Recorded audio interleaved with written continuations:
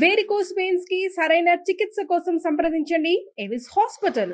నమస్తే రమగారు. నమస్తే జయ. కాశీ మజిలీ కథలు చెప్పుకుంటూ ఉన్నాం కదా రమగారు మనం. ఈ మందారవల్లి ప్రియంవద ఇద్దరు మంగమణి ప్రియంవదాలుగా పేర్లు మార్చుకున్నారు. ఢిల్లీ చేరారు. ఢిల్లీ చేరిన తర్వాత విజయవర్మ గారి ఇంటికి వెళ్ళారు. వెళ్తే వాళ్ళ ఇంట్లో ఆవిడ సుప్రభ ఆవిడ పేరు, ఆయన విజయవర్మ గారి భార్య. పిల్లలు లేరా అదని అడిగేసరికల్లా ఆవిడ దుఃఖపడి పిల్లేమో నీళ్ళలో పడిపోయింది అని చెప్పింది. ఇంతలో ఏమైంది, ఎవరో చూడ్డానికి వచ్చారు. విజయవర్మ గారు వచ్చాడు. ఎవరో ఒక ఆవిడని వెంబడి పెట్టుకుంది. ఈ అమ్మాయిలు ఇద్దరిని ఓ చోట కూర్చోబెట్టి ఆవిడ అక్కడికి వెళ్ళింది. తీరా వెళ్తే ఒక ముసలమ్మ, కొంచెం పెద్దది, వయసు మరీ ముసలిది కాదు, పెద్దది అయిపోయింది. ఎవరు వచ్చారో చూడు, ఈవిడిని గుర్తుపట్టమన్నాడు. తీరా చూసేసరికి వాళ్ళు నాగమణి. ఏ పని అమ్మాయి అయితే ఈవిడ చంటి పిల్లని ఎత్తుకుని నీళ్ళలో పడిపోయిందో ఆ అమ్మాయి వచ్చేసరికి ఈవిడ కావలిచ్చుకుంది. ఏమైపోయావు, ఇన్నేళ్ళు ఎక్కడికి వెళ్ళిపోయావు, నా పిల్ల ఏమైపోయింది అని దుఃఖంగా అడిగింది. అడిగేసరికల్లా అడిగింది, అమ్మ నీ కూతురు క్షేమంగానే ఉంది, నేను ఎన్నో ఊళ్ళు తిరిగి చివరికి ఇక్కడికి చేరాను అని చెప్పింది. ఏం జరిగింది ఆ రోజు? చంటి పిల్లని ఎత్తుకుంది, పిల్ల పువ్వులు వేస్తూ నీళ్ళలో పడిపోయింది పాప.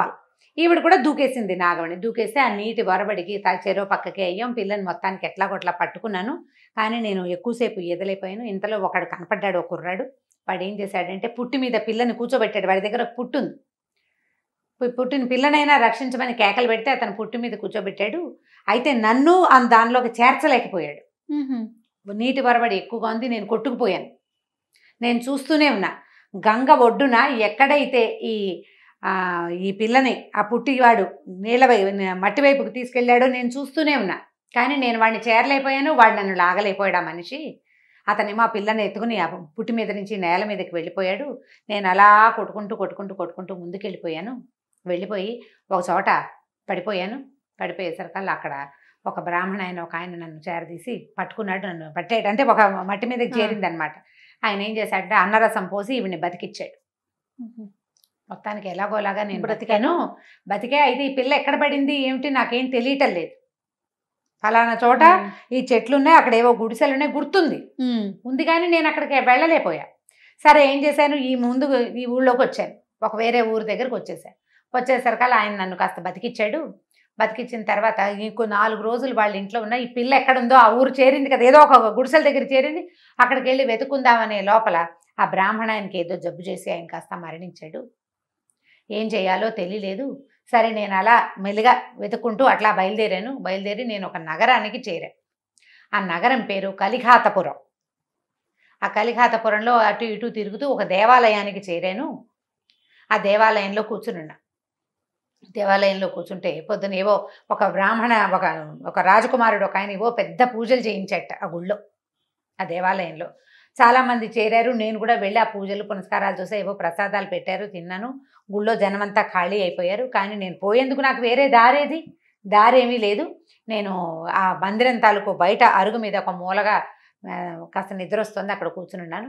ఇంతలో ఒక అందమైన అమ్మాయి, రాజకుమార్తెలాగా ఉన్న ఒక అమ్మాయి అక్కడికి వచ్చి ఏమే రమామణి అని నన్ను పలకరించింది. రాజకుమారుడు వచ్చాడా అని అడిగింది. నేనేం మాట్లాడలేదు. అనే లోపల సరే పదవే మనం వెళ్ళిపోదాము అని చెప్పి నా రెక్కపుచ్చుకుని లాగేసింది. నాకు కూడా వెళ్ళే దారి ఏమీ లేదు. రమామణి అంటోంది. సరే రమామణి అంటోంది కదా అని నేను ఆమె వెనకాల వెళ్ళాను. ఈ లోపల నన్ను గబగబా ఈడ్చుకుంటూ లాక్కెళ్ళింది. ఒక గూడు బండి ఉంది. ఆ బండిలో కూర్చొని చీకటి పడిపోయింది. ఆ బండిలో కూర్చున్నాము. ఆ బండి తీసుకెళ్ళి నౌకాశ్రయానికి తీసుకుపోయింది.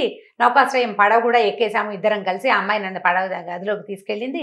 లోపలికి ఎక్కి పడవ బయటంతా చీకటిగా ఉంది. ఇదంతా ఎక్కి పైకి వెళ్ళేసరికల్లా, పైదాకా వెళ్ళేసరికి ఆ లోపల గదిలోకి తీసుకెళ్ళాక గదిలో వెళ్తురుంది. ఆ అమ్మాయి ఆ గదిలోకి వెళ్ళింది, తలిపేసింది, అటు ఇటు వెతుకుంటుంది. రమామణి ఏది అని. ఏ రమామణి అని అడిగాను నేను. రమామణి నా చెలికత్తె, నాతో పాటే ఉంది ఇప్పటిదాకా.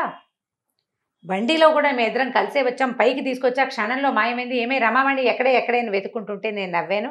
నేను రమామణినేనమ్మా, నేను రమామణిని కాదులే, నాగమణి నా పేరు. నీకు రమామణి ఏమేమి సేవలు చేస్తున్నావు అవన్నీ నేను చేస్తా. నేను పొరపాటున నువ్వు నా చేయిపుచ్చుకున్నావు, నాకు ఇంకో వేరే దారి లేక నేను నీ వెనకాల వచ్చేసానని చెప్పాను. ఆవిడ ఆశ్చర్యపోయింది. సరే అమ్మ ఇద్దరం మాట్లాడుకున్నాము. నువ్వెవరు ఏమిటి అని అడిగితే, అమ్మ నేను ఏం కంగారేం లేదు, ఢిల్లీలో పనిచేసే మంత్రి గారు విజయవర్మ గారి భార్య అయిన సుప్రభాదేవి దగ్గర నేను చెలికత్తిని. పిల్లని ఎత్తుకుని గంగ పూజ చేస్తుండగా పిల్ల పడిపోయింది. పిల్ల కోసం నేను దూకేశాను. మొత్తానికి ఎట్లా కొట్లా ఈ ఊరు చేరాను. నాకు కూడా వేరే దారి లేదమ్మా, అంచేత నీ వెనకాల వచ్చేసాను. నీకు చెలికత్తెగా ఉంటా, ఉన్నన్నాళ్ళు ఇదేదో విదేశయానం నాకు నా మొహాన ఇది రాసి ఉంది, ఆ గంగలో నేను అక్కడ పట్టం ఏంటి, ఇక్కడ సముద్రయానం చేయటం ఏంటి, నా ముఖాన రాసి ఉన్నది ఇది భగవంతుడు ఏర్పరిచింది, నీకు రమామణి ఏమేం చేస్తుందో అవన్నీ నేను చేస్తాను, నువ్వెవరు ఏమిటో చెప్పమంది అనేసరికి ఈవిడ అమ్మాయి ఆశ్చర్యపోయింది. ఇప్పుడు ఆ అమ్మాయి చెప్పిందనమాట. ఆ అమ్మాయి పేరు కల్పవల్లి. ఆవిడ ఈ కలిఘాతపురం రాజుగారైన సింధువర్మ కూతురు రమామణి. ఆ అమ్మాయి చెలికత్తి. నేను పెద్దదాన్ని 15-16 సంవత్సరాల వయసు, నాకు 16 ఏళ్ళు 18 ఏళ్ళు ఉన్నాయి అమ్మాయికి. ఒకరోజు మేడ మీద తిరుగుతూ ఉంటే, ఈ ఒకరోజు కాదు, దీనికి ఏ రోజు పడవ ఎక్కారో దానికి ఒక రోజు ముందు పడవ మీద నేను మేడ మీద తిరుగుతుంటే దారిలో ఒక యువకుడు కింద వెళ్తున్నాడు. ఎంత అందంగా ఉన్నాడో నేను మైమరిచిపోయాను. తొలి చూపులోనే ఆయన మీద ప్రేమలో పడ్డాను. కాకపోతే ఈ చిన్న వయసు టీనేజ్లో ఒక రకమైన వెర్రి ఉంటుంది. ఈ మోహావేశానికి తట్టుకోలేక ఆయన మీద పువ్వులు చల్లాను. ఆయన కాస్త పైకి తలకాయ ఎత్తి చూశాడు. ఎంత ఆకర్షణీయంగా ఉన్నాడో. ఒకళ్ళ మీద ఒకళ్ళకి మోహం కలిగింది. ఎలాగైనా సరే నేను నువ్వెవరు ఏమిటి తెలుసుకోవాలని అనుకున్నాను. నేనేం చేశాను, బంతి మీద ఒక కాగితం మీద ఉత్తరం రాసి పువ్వుల బంతిలో పెట్టి ఆయన మీద పడేసింది. పడేసేసరికల్లా నువ్వు నాకెంతో నచ్చావు, నన్ను వివాహం చేసుకుంటావా అని నేను అడిగాను. ఆయన తన చేతిలో ఒక పావురానికి ఒక ఉత్తరం రాసి పైకి వదిలిపెట్టాడు. ఆయన ఎవరు, సింహళ దేశపు రాజకుమారుడు, సింహకేతువు ఆయన పేరు. నేను ఒక రాజకుమారుని, మాది సింహళ దేశం, ఇక్కడ వ్యాపార నిమిత్తం వచ్చాను, నువ్వు నాకు చాలా నచ్చావు, నేను నిన్ను గాంధర్వ విధిని వివాహం చేసుకుంటాను, నువ్వు నాతో వచ్చేయమని రాశాడు ఉత్తరం. ఈ అమ్మాయి ఆలోచించుకుంది. రేపొద్దున పెళ్ళైతే నా దారి నాది, మా అమ్మ నాన్న దారి మా అమ్మ నాన్నది. మనం ఇలాంటి కథలు చాలా విన్నాం. వివాహం అయ్యాక ఇక తల్లిదండ్రులతోటి సంబంధం లేని చరిత్రలే చాలా కనపడతాయి మనకి. ఉంటే తల్లిదండ్రుల దగ్గర ఉంటారు, భర్తతో వెళ్ళాక ఇంక వీళ్ళతోటి సంబంధం లేదు, అలాగే వీళ్ళని వదిలిపెట్టేసి ఆ అబ్బాయిలతో వెళ్ళిపోయిన కథలు ఎన్నున్నాయో, బోల్డ్ కథలు. దాంతో ఈవిడ ఆలోచించుకుని సరే నేను వస్తానని సంకేతం పంపించాను. సరే ఇంతలో ఏమైంది, రమామణి నా చెలికత్తె వచ్చింది నా దగ్గరికి.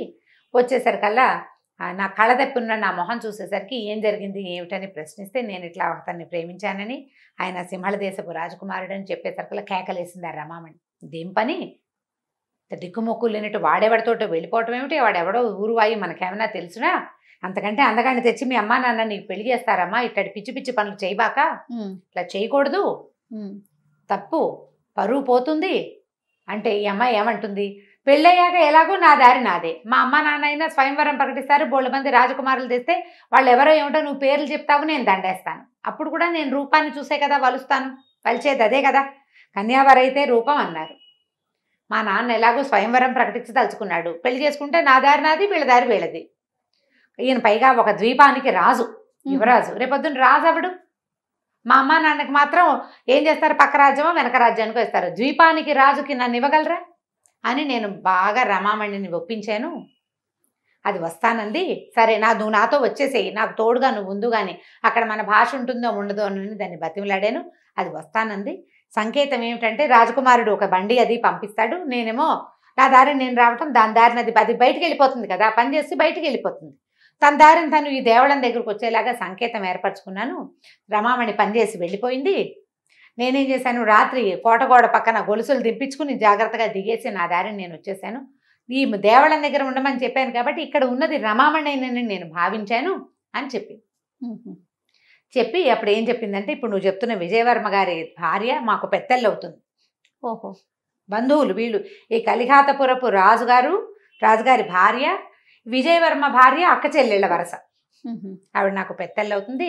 ఎలాగో నువ్వు పాపం అయ్యో వాళ్ళ సంతానం పిల్లని కోల్పోయారా, నువ్వు నాతోటి ఉండమని నన్ను తనతో ఉంచుకుంది. నేను ఆ అమ్మాయితోటే ఉన్నా.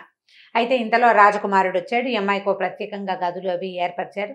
సింహళ దేశానికి ప్రయాణం అంటే 10 రోజులు పట్టదు. ఈ 10 రోజులు ఈ అమ్మాయిని గాంధర్వ విధిని వివాహం చేసుకున్నాడు. హాయిగా వాళ్ళిద్దరు సరసల్లాపాలతో ఉన్నారు. నేను వాళ్ళతో పాటే ఉన్నా. ఆ ఊరు వెళ్ళాక అతను ఏం చేశాడు, మాకు విడిగా ఒక మందిరం ఏర్పరిచి మమ్మల్ని అక్కడ ఉంచాడు. వస్తూ పోతూ ఉండేవాడు. ఆయనకి ఆల్రెడీ వివాహం అయింది. ఆమె పేరు రోలంబ. ఆ రోలంబతో పెళ్ళైంది. ఇతను ఏం చేస్తున్నాడు, ఆ అమ్మాయిని వాళ్ళని అక్కడ అమ్మాయిని మందిరంలో ఉంచుకుని వీడికి ప్రత్యేక మందిరానికి రోజు తిరిగేవాడు. ఇంతలో ఏమైంది, వాళ్ళ నాన్నతోటి అతను ఒక యుద్ధానికి ఎక్కడికో వెళ్ళవలసి వచ్చింది. కుశద్వీపమో ఎక్కడికో బయలుదేరాడు. వచ్చి చెప్పాడు, అమ్మాయి మీరు జాగ్రత్తగా ఉండండి, రోలంబకి ఆమె చూపులు చేష్టలు చురచొరలాడుతూ చూడడము, ఎత్తిపొడుపు మాటలు వింటే నేను ఇక్కడ ఏదో చేస్తున్నానని ఆమెకు తెలిసింది, ఆమెకి ఇబ్బంది పడతారేమో, మీ ఇద్దరు జాగ్రత్తగా ఉండండి, నేను కుశద్వీపానికి వెళ్ళి వస్తానంటే ఈ అమ్మాయి ఏడ్చింది కల్పవల్లి. అది కాదు, నాకు ఇవాళే తెలిసింది, నేను నెల తప్పాను, నేను ఒక్కదాన్నే ఉండలేను, వాళ్ళు ఏదైనా ఇబ్బంది పెడతారు నన్ను, నేను నీతో పాటు వస్తానంటే నాతో ఎట్లా వస్తావమ్మా, మా యుద్ధానికే కాదు, మేము అక్కడ ఏదో తగాదా తీర్చడానికి వెళ్తాం, మా నాన్న ఉంటాడు నాతో, నేను ఒక్కడనే వెళ్తే నిన్ను తీసుకెళ్ళేవాడిని, మా తండ్రి గారితో కలిసి వెళ్తున్నాను, నిన్ను తీసుకెళ్ళలేను, మీ ఇద్దరు జాగ్రత్తగా ఉండండి అని 100 జాగ్రత్తలు చెప్పి వెళ్ళాడు. అతను వెళ్ళిపోయాక, సింహకేతు వెళ్ళిపోయాక ఈ రోలంబ తన చుట్టాలతో సహా ఇక్కడ దిగింది. దిగి మీరు ఎవరు ఏమిటి, ఈ ద్వీపం మారి కొత్త ద్వీపానికి వచ్చేటప్పుడు అక్కడి నుంచి కాగితం తెచ్చుకోవాలి, రాజుగారి దగ్గర నుంచి కాగితం తెచ్చారా, ఇక్కడ మీకు అనుమతి పత్రం ఉందా, ఏ అనుమతి లేకుండా ఈ మందిరంలో మీరు ఎలా ఉన్నారు, పాస్పోర్ట్ ఉండద్దు, వీసాలు పాస్పోర్ట్లు అప్పుడే ఉన్నాయి, వేరే దేశానికి వెళ్ళినప్పుడు పత్రం, ఈ రాజుగారి దగ్గర నుంచి విజ్ఞాపన పత్రము, ఆ రాజుగారి తాలూకు అనుమతి పత్రము ఉండాలి ఖచ్చితంగా, ఈ విజ్ఞాపన మీద వాళ్ళ స్టాంప్ ఉండాలి, రాజముద్ర. అది చాలా ఖచ్చితమైన పద్ధతులనే, మనం ఎప్పుడు ఈ నౌకా ప్రయాణాల గురించి చెప్పాలి, ఓ కథ ఉంది ప్రత్యేకంగా, చెప్తాను ఈసారి. ఈ దీంతో వాళ్ళు ఏం చేశారు, మమ్మల్ని అక్కడి నుంచి తోలేశారు, తోలేసి మా ఇద్దరిని ఒక మారుమూల ద్వీపానికి పంపేసింది. చిన్న ద్వీపంలో మేము ఇద్దరమే ఉన్నాం, అక్కడ ఇల్లు వాకిలి ఏవో ఉన్నాయి, పంపేశారు. ఏం చేయాలి, నెల తప్పి ఉన్న పిల్లని తీసుకుని కల్పవల్లి నేను ఆ ద్వీపానికి వెళ్ళిపోయాను, అక్కడ ఉన్న ఏదో ఒకళ్ళిద్దరు పని వాళ్ళలో ఉన్న పాత భవనంలో కాలక్షేపం చేస్తున్నాం, తర్వాత మా అమ్మాయికి బాగా పెద్ద నెలలు వచ్చాక ఇంకొద్ది రోజుల్లో కంటుంది అనగా ఈ అనుకోకుండా ఆ ద్వీపానికి ఒక పెద్ద పడవ వచ్చింది. తీరా వచ్చింది ఎవరు, సింహకేతువే. ఓహో, ఆ రాజుగారు అబ్బాయే వచ్చాడు, వచ్చి చూసి మీరేమిటి ఇక్కడ ఉన్నారు అని అడిగితే మా అమ్మాయి పంపేసిందని చెప్పేసరికల్లా నేను నాకు అదే అనుమానం వచ్చింది, నేను ఇంటికి వచ్చేసరికల్లా మీరు కనపడలేదు, రోలంబని అడిగితే నాకు తెలియదు అంటుంది, చాలామంది రకరకాలుగా జంబూ ద్వీపానికి వెళ్ళారు, అక్కడికి వెళ్ళారు, ఇక్కడికి వెళ్ళారని చెప్తున్నారు, మిమ్మల్ని వెతకడానికే బయలుదేరాను, అనుకోకుండా దారి తప్పి ఇటు వచ్చాను నేను, పోనీలే ఇది మంచిదే జరిగిందని అన్నాడు. ఒక 4-10 రోజులు ఉండేసరికల్లా ఈ అమ్మాయి ఒక ఆడపిల్లని కన్నది, కల్పవల్లి. ఈ పిల్లని నాగమణిని కల్పవల్లిని తీసుకుని సింహకేతు మళ్ళీ స్వగ్రామానికి బయలుదేరాడు. ఆ రోజు బయలుదేరిన రోజు అసలు అనుకూల పవనమే లేదు, దారి అస్సలు బాగుండల, చాలా ప్రమాదభరితంగా ఉంది. కానీ అతను ఏమన్నాడంటే, ఇంకా మనం ఇక్కడ ఉండలేము, నీరు సముద్రం ఎక్కువైతే ఈ ద్వీపం మునిగిపోయేందుకు అవకాశం ఉంది, అందుకని వెళ్ళిపోదామన్నాడు. అనుకూల పవనాలు లేవు, కానీ మేము ఆ పడవ ఎక్కేసి బయలుదేరితే మధ్యలో పెద్ద తుఫాన్ వచ్చింది. తుఫాన్ వచ్చి పడవ విచ్చిపోయి నేను చంటి పిల్లతోటి ఒక పడవ మొక్క మీద ఉండిపోయాను. ఈ అమ్మాయి జాతకం ఏంటంటే రెండోసారి కూడా ఇంకొకళ్ళ పిల్లని ఇదే మోస్తోందనమాట ఈ నాగమణి. ఇంతలో ఈ పడవ మునిగిపోయింది, నేను ఆ పిల్లని చేత్తో పుచ్చుకుని ఈదుకుంటూ వెళ్ళాను, ఎట్లాగా ఓ పక్కకి చేరా. అక్కడ ఈ చంటి పిల్లని నేను ఎట్లా పెంచుతానని భీతి చెందుతూ అక్కడ విష్ణు శర్మ అనే ఒక ఆయన కనపడ్డాడు, ఒక బ్రాహ్మణుడు. ఆయన చేతిలో ఆ పిల్లని పిల్లని వాళ్ళు పెంచుతారని, పసిబిడ్డ, ఇల్లు వాకిలి లేదు, నా దగ్గర ఏమీ లేదు, నేనేం పెంచుతాను పిల్లని, ఆ పిల్లని పెంచలేనన్న భయంతో వాళ్ళకి అప్పచెప్పేశాను. అప్పుడు ఇక కలిఘాతపురానికి వెతుకుతూ ఒక ఊరు బయలుదేరేసరికల్లా వెళ్ళి మళ్ళీ నేను కలిఘాతపురానికే కలిఘాతపురానికే చేరుకునేసరికల్లా ఏమైంది, ఈ కల్పవల్లి ఈ అమ్మాయి అప్పుడప్పుడు ఈ అమ్మాయికి ఏదో ఆభరణాలు ఇచ్చింది. ఈ ఇచ్చిన ఆభరణాల్లో ఒకదాన్ని అమ్మబోయింది నాగమణి. అమ్మబోయేసరికల్లా రాజభట్లు వచ్చి అది రాజకుమారిదాన్ని చూసుకుని నన్ను పట్టుకుని జైల్లో పడేశారు. 14 సంవత్సరాలు నేను ఆ జైల్లో ఉండిపోయాను, ఆ కలిఘాతపురంలోనే జైల్లో ఉన్నా. ఇంతలో ఒకనాడు 14 ఏళ్ళు గడిచాక ఈ మధ్య కాలంలోనే రాజభటులు వచ్చి నన్ను సంఖ్యలు ఊడదించి తీసుకెళ్ళి నన్ను మందిరంలో ప్రవేశపెట్టేసరికల్లా నన్ను చూడడానికి వచ్చింది ఎవరనుకున్నావు, కల్పవల్లే స్వయంగా. నా ఆభరణం అమ్మకానికి వచ్చిందని చెప్పారు ఈ మధ్య సింహళ ద్వీపం నుంచి ఇక్కడికి వచ్చాము, అది నువ్వే అయి ఉంటావన్న అనుమానంతో నేను నిన్ను రప్పించాను అని నాగమణిని కావలించుకుంది, నా పెళ్ళేది ఏం చేసావు అని. ఇంతలో ఆ సింహకేతు ఆయన ఉన్నాడు కదా, మీ అమ్మాయి భర్త, అతను వచ్చాడు. అయితే వాళ్ళిద్దరిని చూసి సంతోషించాను. వాళ్ళిద్దరు వచ్చారు మావగారింటి కలిఘాతపురానికి వచ్చారు.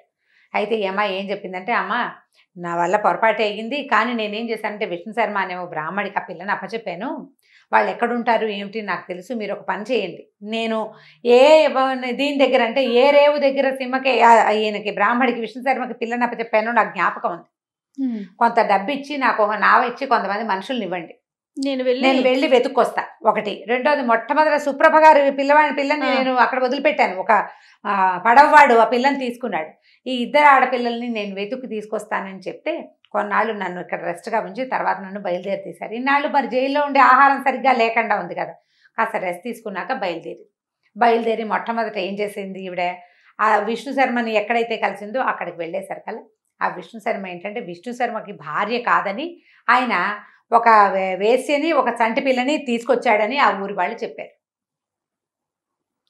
తర్వాత కాలంలో పిల్లని బాగా చదివించారని, ఆ పిల్ల విజ్ఞాన సముపార్జన కోసం వేరే దేశానికి వెళ్ళిందని అక్కడ తెలిసింది వార్త. అక్కడి నుంచి సరే అంటే పిల్ల సేఫ్గా ఉంది, పిల్ల వివరాలు అన్నీ కనుక్కున్నా, పిల్ల పేరు ప్రియంవద, వివరాలు తెలిసినాయి. సరే అక్కడి నుంచి ఈవిడేం చేసింది, గంగలో ఎక్కడైతే పడవవాడికి పిల్లనిచ్చిందో అక్కడికి బయలుదేరి వెళ్ళేసరికల్లా అక్కడికేమైంది, ఆ పడవాడు ఆ ఊళ్ళో ఉన్న ముసలి వాళ్ళని మూతక వాళ్ళని ఎవరైనా పడవాడు ఒక చంటి పిల్లని తెచ్చాడా, పుట్టిలో గంగలో ఒక ఆవిడ మునిగిపోయింది, ఓ పిల్లని ఇంకోళ్ళు తీసుకొచ్చారు. ఇదేంటంటే మన ఈ మధ్య వచ్చిన సినిమా ఏదో ఉంది కదా, మర్చిపోయింది దాని పేరు, బాహుబలి కథలాగా వెతికింది. అన్ని ఊళ్ళు వెతికేసరికల్లా ఆ పల్లెలో ఒక ముసలమ్మ ఏం చెప్పిందంటే, ఒకనాడు ఒక పిల్లని తెచ్చాడు, బంగారు శలాక లాంటి పిల్ల, ఆ పడవాడు నా కొడుకేనమ్మా, మేము ఆ పిల్లని ఏం పెంచుతామని ఒక వేశ్య ఒక ఆవిడ ఆమెకు అమ్మేశాం ఆ పిల్లని. ఎవరో అవుతుంది పిల్లని, మనమేం పెంచుతుంది, ఏదో రాజకుమార్ తల్లే ఉంది అని చెప్పి ఒక వేశ్యా గృహానికి అమ్మాం. ఆమె కొనుక్కుంది ఆ పిల్లని. పిల్లలు అందమైన పిల్లల్ని కొంటారు వాళ్ళు. అయితే నా కొడుకే వాడు తర్వాత జబ్బు చేసి చచ్చిపోయాడు, ఇప్పుడు నువ్వు చేసేదేముందని నీకు ఈ విషయం చెప్తున్నానమ్మా, ఆ అమ్మాయి ఒక వేశ్యావాటికలో అమ్మబడింది చంటి పిల్ల. ఈవిడ ఇక్కడి నుంచి అక్కడికి వెళ్ళేసరికల్లా వాళ్ళు ఏం చెప్పారంటే, ఆ మాట నిజమే, ఒక పిల్లని కొన్న మాట. కాకపోతే ఎవరైతే ఈ చంటి పిల్లను కొన్నదో ఆవిడ వృత్తిలో ఉన్న ఆవిడ కాదు. ఆమె ఏం చేసింది, పిల్లని బాగా పెంచింది, చక్కగా చదివించింది. ఆ పిల్ల వేసే గణికా వృత్తిని అవలంబించకుండా శాస్త్రం చదువుకుని కొంతమంది శిష్యురాలతో కలిసి విద్వత్ సభలు నిర్వహిస్తూ దేశమంతా తిరుగుతోంది.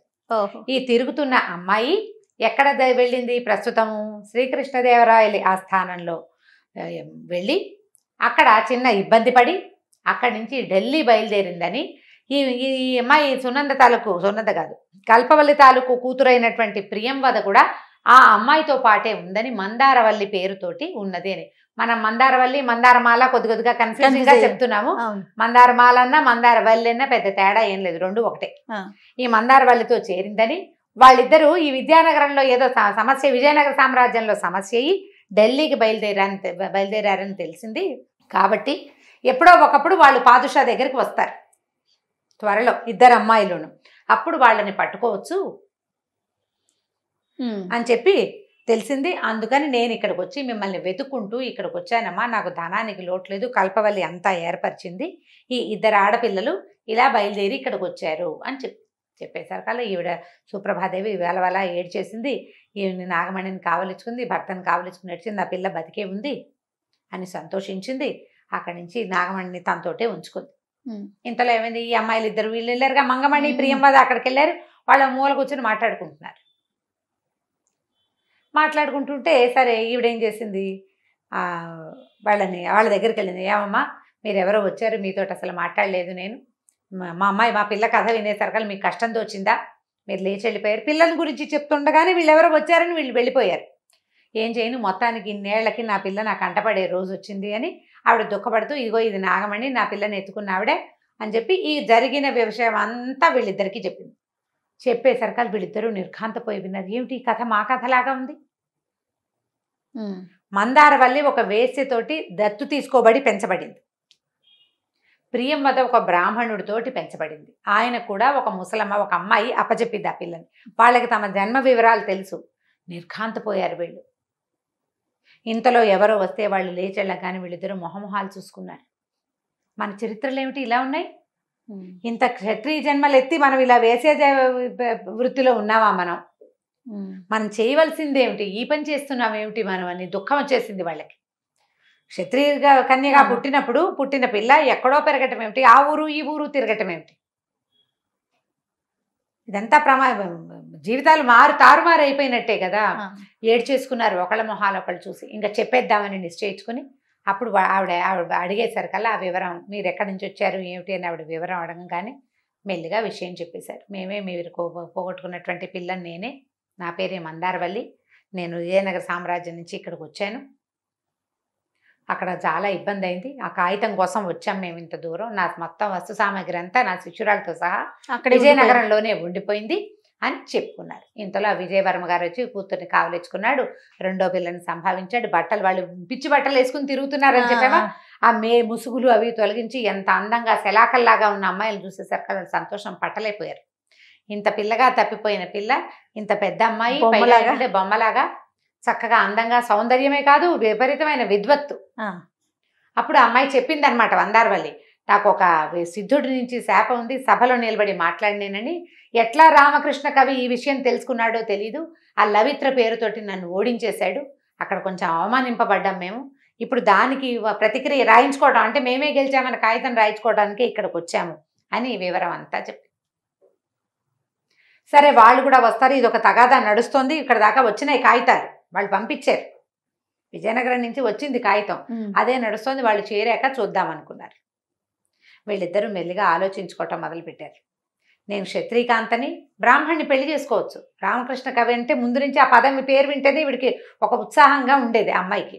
ఇద్దరు మాట్లాడుకున్నారు. సరే ఇంతలో ఏమైంది, వాకిట్లో రామకృష్ణ కవి నడిచెళ్తుంటే పైనుంచి చూశారు. చూసేసరికి ఈ నాగమణి చెప్పింది, అమ్మాయి ఈయన దుష్టవర్మ అనే ఒక రాజుని, ఒక సంస్థానాధీశుడికి బాగా బుద్ధి చెప్పాట. ఆయనకి బాదుషా వారి దగ్గర నుంచి శిక్ష ఇచ్చాడు. అక్కడి నుంచి ఒక ముసలమ్మని బట్టలు ఇప్పిస్తానని మోసం చేశాడని ఆ అవతాలకు తగాదా కూడా తీర్చి చేశాట. ఈయనేనమ్మా అని చూపించేసరికి వెంటనే వీళ్ళకి తెలిసిపోయింది ఈయన రామకృష్ణుడేనని. అక్కడి నుంచి అమ్మాయి ఈవిడ ఏం చేసిందంటే, విజయవర్మ తన తండ్రికి నాన్నగారు వీళ్ళని భోజనానికి పిలవండి అని చెప్పింది. భోజనానికి వచ్చేసరికల్లా ఈ అమ్మాయిలు ఇద్దరు చక్కగా పట్టు చీరలు కట్టుకుని వడ్డం చేస్తుంటే అటు ఇటు తిరుగుతుంటే ఎక్కడో చూసినట్టుంది వీళ్ళకి. వీళ్ళు అక్కడ చూసిన మంగమణి ప్రియంవద రూపాలు వేరు, ఇక్కడేమో రాజకుమార్తెల్లాగా ఉన్నారు. ఉండేసరికల్లా కొద్దిగా ఆశ్చర్యంగానే ఉంటుంది కదా. ఈ మాటలు ముందుకి వెనక్కి అయ్యేసరికల్లా ఈ అమ్మాయి ఏం చేసిందంటే, ఒక కథ ఇది రాసింది, పద్యం రాసి ఒక చిన్న పిల్లతోటి అది పాటలాగా ఈయన దగ్గర పాడించింది. ఈ పిల్ల నాన్నగారు అంటోంది విజయవర్మని. ఈ అమ్మిడ మందారవల్లి, విజయవర్మేమో క్షత్రియుడు, ఆయన్ని నాన్నగారు అంటుంది. మనకి తెలిసింది ఈ అమ్మాయి వేశ్యాగృహం నుంచి వచ్చిన అమ్మాయి అని తెలుసు. ఎట్లా వీళ్ళకి సంబంధం కలిసింది, ఎలా ఇంట్లో తిరిగేంత చనువు వీళ్ళకి వచ్చిందో ఈయనకు అర్థం కావట్లే. ఆవిడ పద్యంలో ఏం రాసిందంటే, ఇలా రాజకుమార్తె, ఈ మంత్రి గారి కుమార్తె గంగలో పడి మొత్తం వేశ్యాగృహానికి చేరి అక్కడి నుంచి విద్య నేర్చుకుని విజయనగరంలో గెలవడానికి వచ్చి ఇప్పుడు ఇక్కడికి చేరింది అని అర్థం వచ్చేలాగా ఒక 4 పాదాల పద్యం రాసింది. ఆఖరి 2 పాదాలు రాసుకుంది ఆవిడే. ఈ పిల్లకి చెప్పింది కానీ ఆ పిల్లకి ఆ పాడడం రాలా.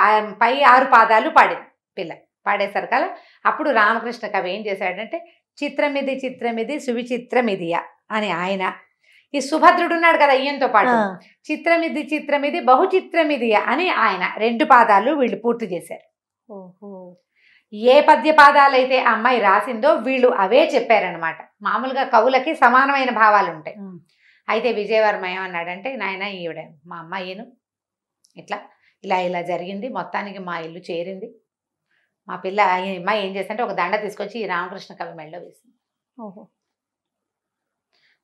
మీకు ఈ పద్యహారంతో పాటు పుష్పహారం కూడా సమర్పిస్తున్నాను, నన్ను స్వీకరించమని.